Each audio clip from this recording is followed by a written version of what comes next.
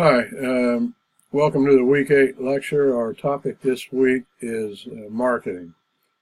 So I'm going to add some to the content.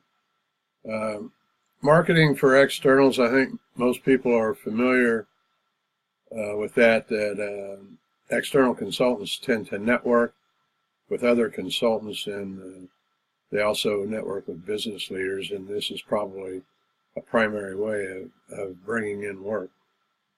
Also, the internet is a primary way to market through a website page, use of social media like Facebook and LinkedIn and Twitter. And a lot of consultants even run an active blog where they can kind of showcase some of their products.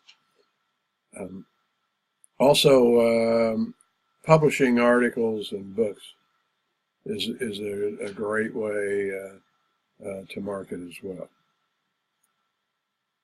What I want to do is I want to focus on what's called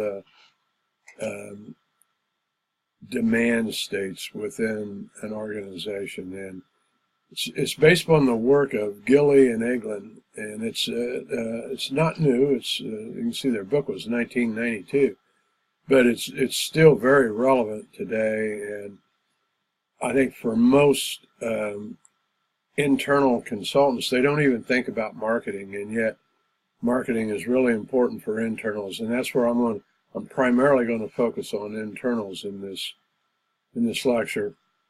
Although this does work for externals if they practice this with their existing clients. So it's just pretty difficult for them to do it with organizations they've not done entry with, but if they're in an organization doing work, then it applies.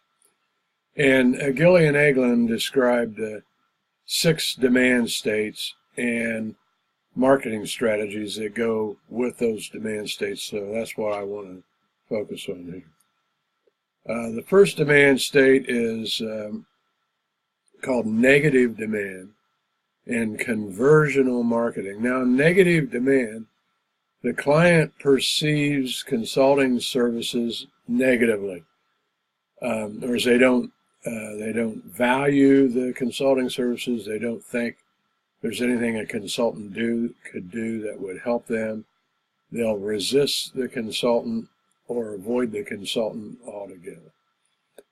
And it reminds me, when I was internal, I was at a large location, had multiple plants, and I remember we had one plant manager who was in this category of negative demand. He didn't want anything to do with internal consultants or any of our services. And one of the services we were trying to roll out was team training, organization-wide.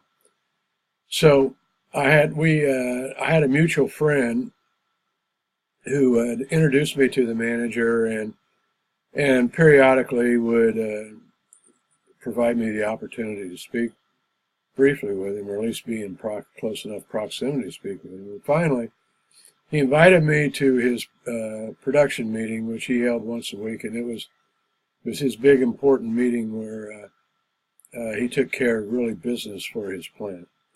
And so while I was in there, I volunteered to be the note taker, and that he was happy about that, and it added, just in a very small way, it added a little bit of value to his meeting. And I did a good job taking the notes. He liked the level of detail I was writing at, and he gave me, I would send the notes into him to edit to make sure there's, he was okay with what was on it, and he gave me a distribution list, and then I'd mail these out. And I asked him while I was in there doing this, I said, is it okay if we send this to the union representatives that work in this area as well? And he approved it. So what I was able to do, I was able to kind of build a relationship between him and the union reps in that area, which was helpful because they were working better together in the areas where there was common goals. And at the same time, I was able to build up trust with him, so eventually I was able to implement the team training in his area. So that was a conversional marketing tactic as an internal consultant. Now, the second demand state Gilley and Eglin defined was no demand, and what they called stimulational marketing. And in no demand, there's just no demand there. Now, it could be for a couple of reasons. It might be the client had a bad experience with a consultant in the past, so they generalize that experience to all consultants, or maybe they just are not very aware of what a consultant could do with their services. And I remember one time when I was an internal, I had some no-demand leaders that had large areas. So what I would do, I would create what I called one-page handouts. I would take a concept or a service, and I would describe it with one page. And I would distribute that through the mail to all these leaders. And I was pretty confident that they would look at one page. They wouldn't look beyond one page of something they had no interest in, but they'd read one page. And sure enough, yeah, after doing that, I started occasionally I would get a call from one because something I had on a handout caught their interest. They wanted more information, wanted to talk to me about it. So then I could take them more information and kind of follow up and have a dialogue. And it was a way for me to do stimulational marketing to eventually get into those areas, which I did.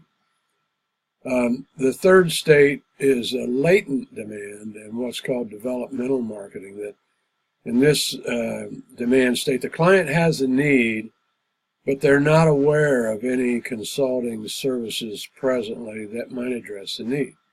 And this can include assessment as well.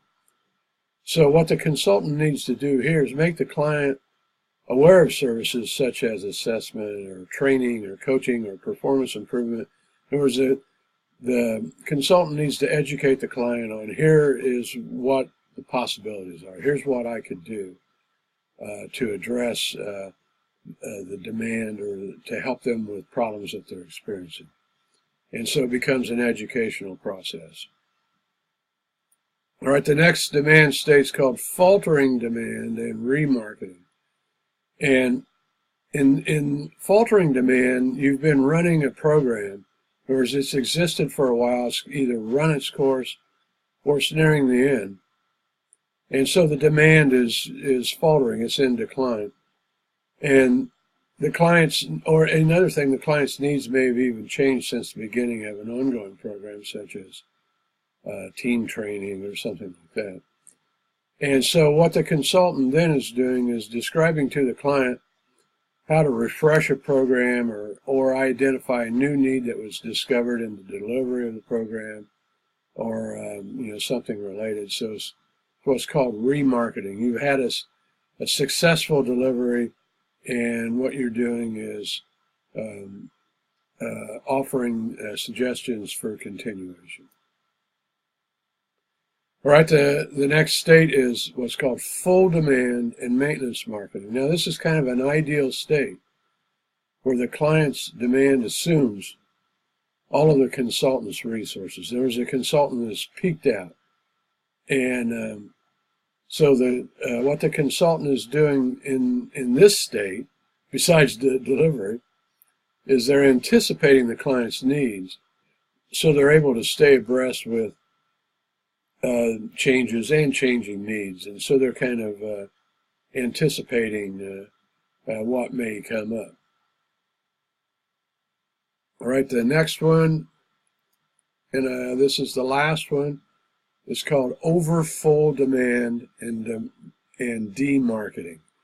Now, this is experienced most often by internal consultants, and the reason why I say that is because external consultants seem to just subcontract help as needed.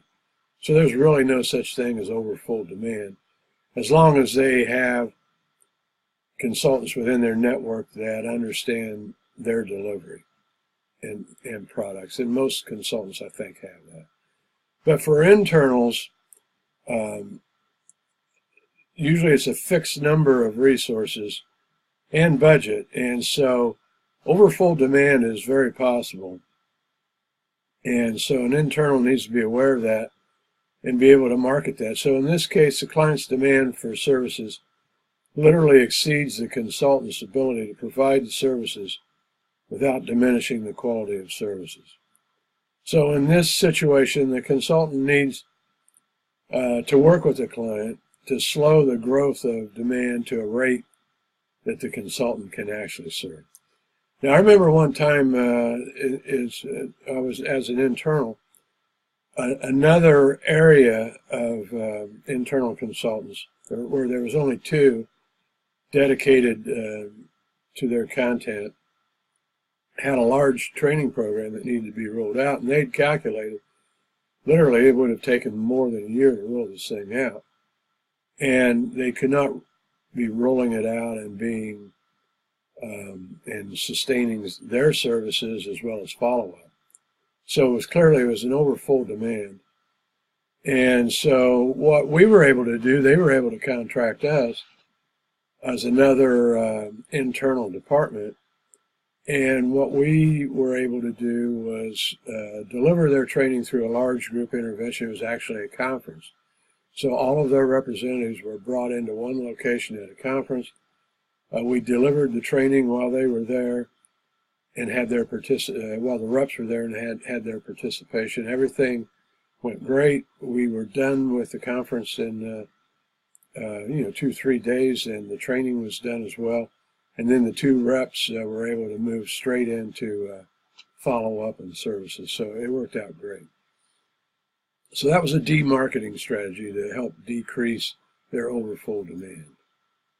So if you think about this, internal consultants, they benefit by thinking about marketing and placing their leaders and their areas they're responsible for into one of these 6 demand states, so that it's clear what they're dealing with, and then identify a marketing strategy that's appropriate for the demand state, because within a large organization, you're not going to market every area the same way because their demand states are different.